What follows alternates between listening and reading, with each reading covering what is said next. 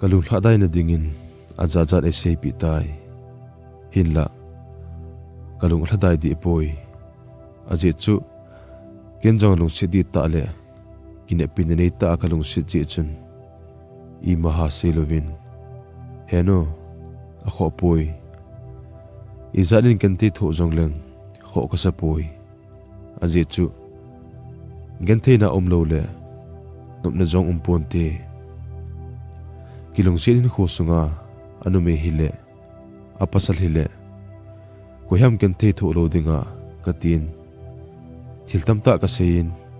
fonchu ka koilon tai kejong bulang ka thongtan bu kanen lokon dingin ka chi tai lokona ka chi wangin jani tha a thu dan ho je chun ima ja throm na ka nei thei ta pon heti chun na ka tong tong ubin a hile hai phat ho kit tan ke ho jong bu lang zonin kong ki le kit taw ve an kan e zo ubin ke jong ka ke hlau thengin taps en ka towin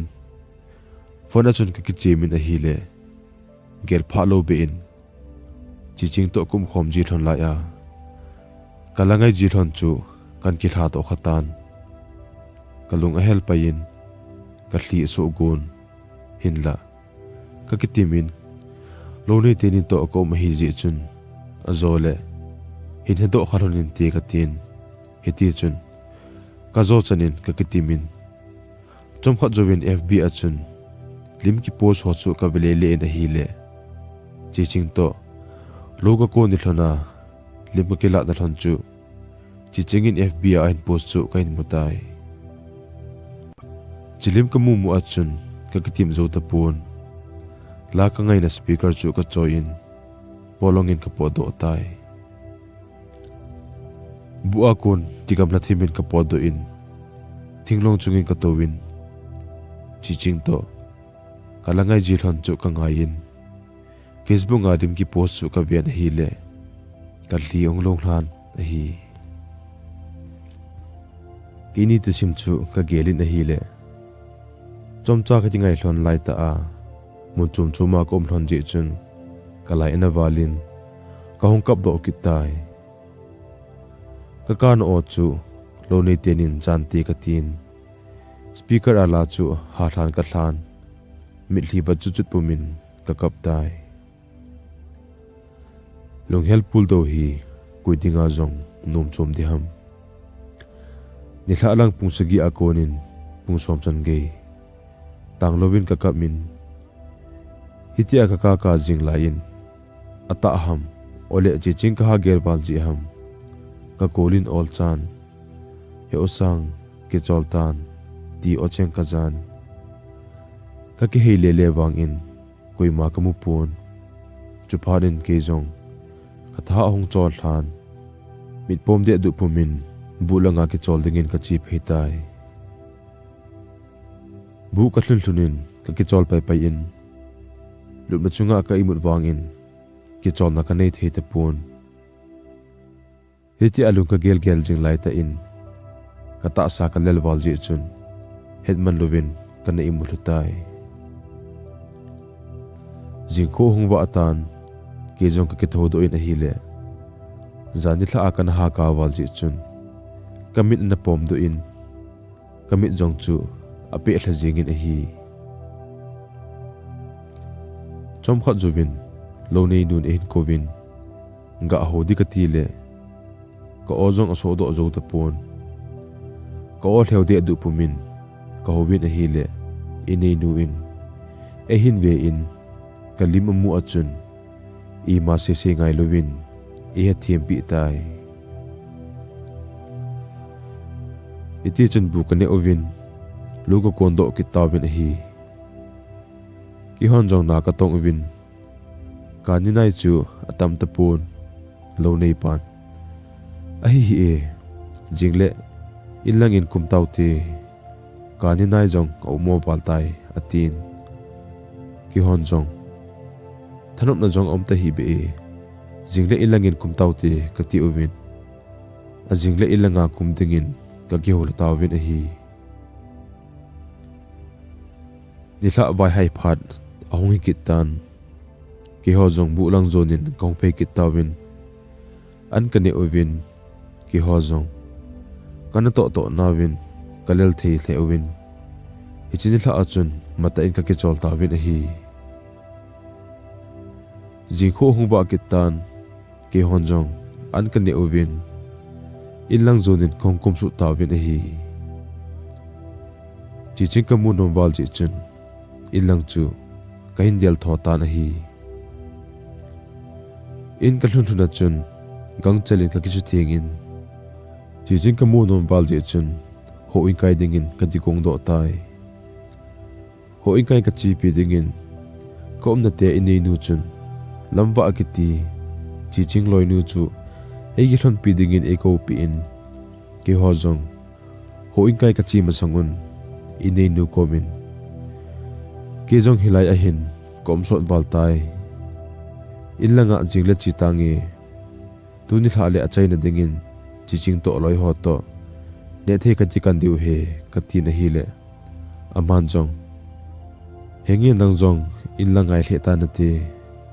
chiching ji a hiti chan do ma hi e ho in kai na chi ka ovin kin du ka na ne the ho na la pi na ngi atin ke ni zong ho ilang zonin khong pe thon tai ho in kai pe nin chiching chu gu thim chan ka vele le tan hin la ka mutapun numo ka sale jengin a hi chom khat jovin ki pat na pung hunging tan kondak nu in jong program hin phunglatan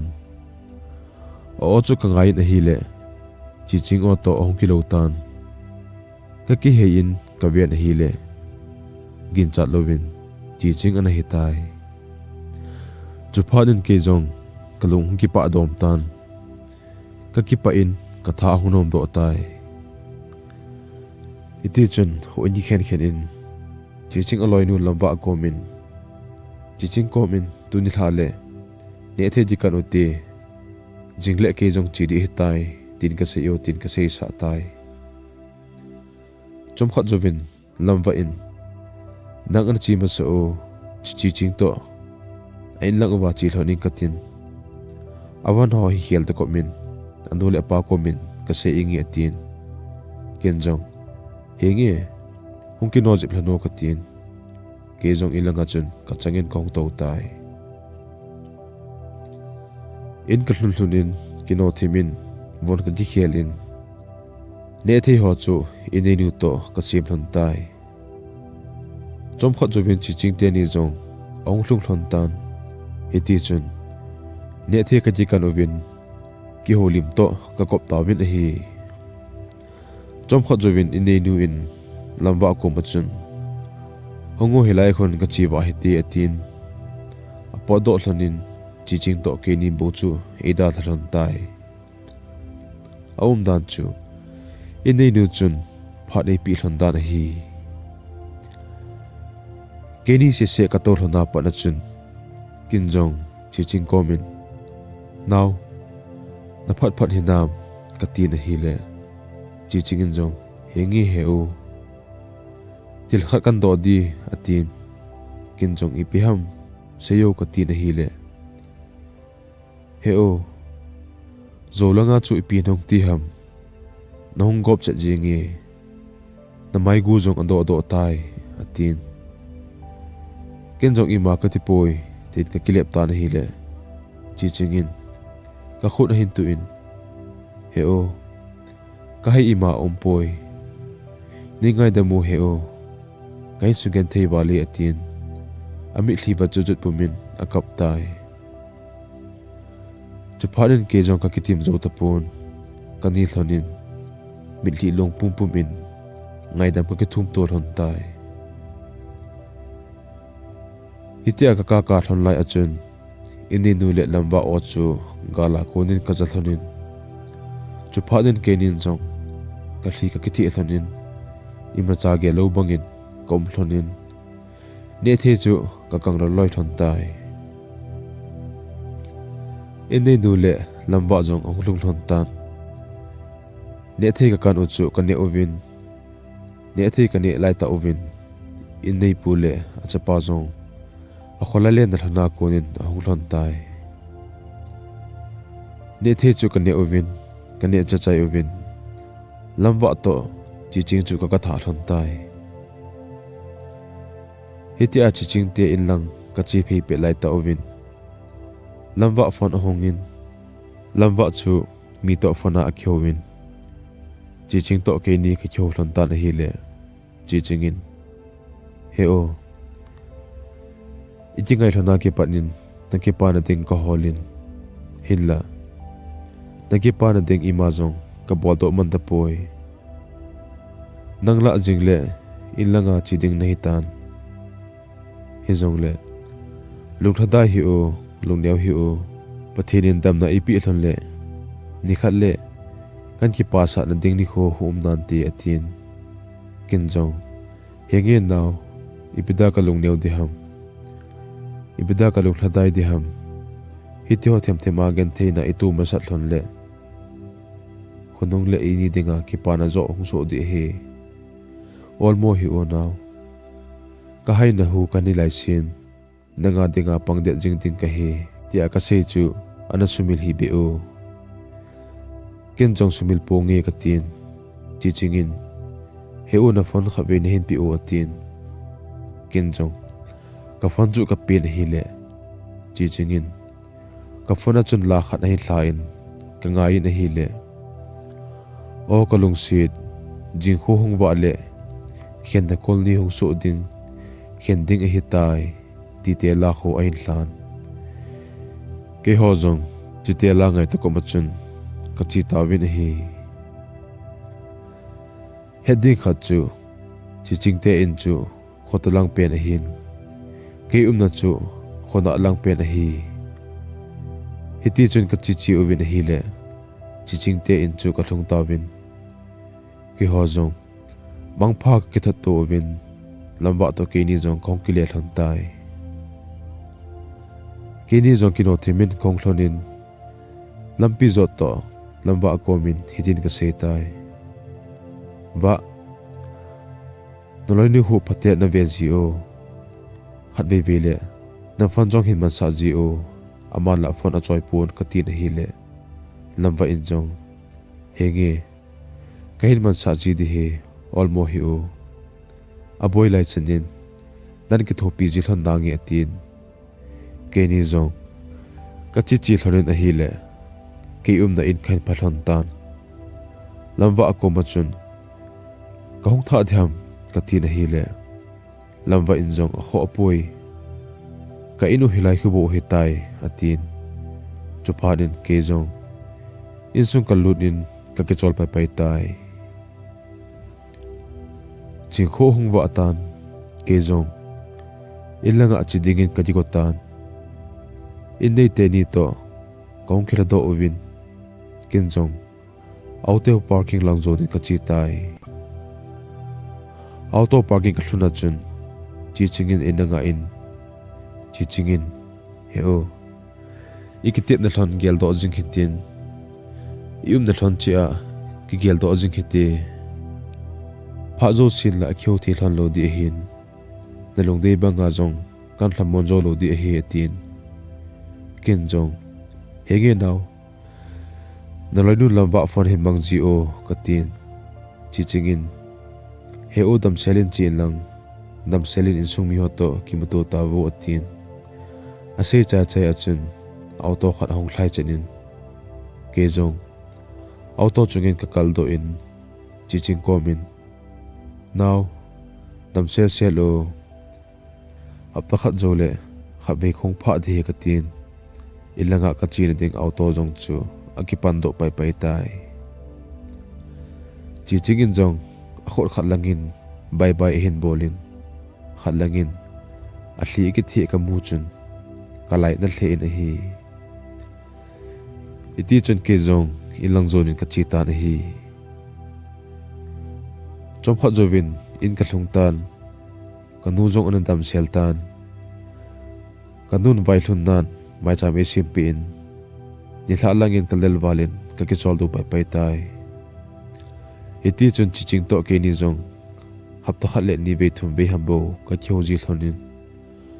hapta khat jovin chiching te kholanga chi dingen ka jigo ta na hi le kanu hongin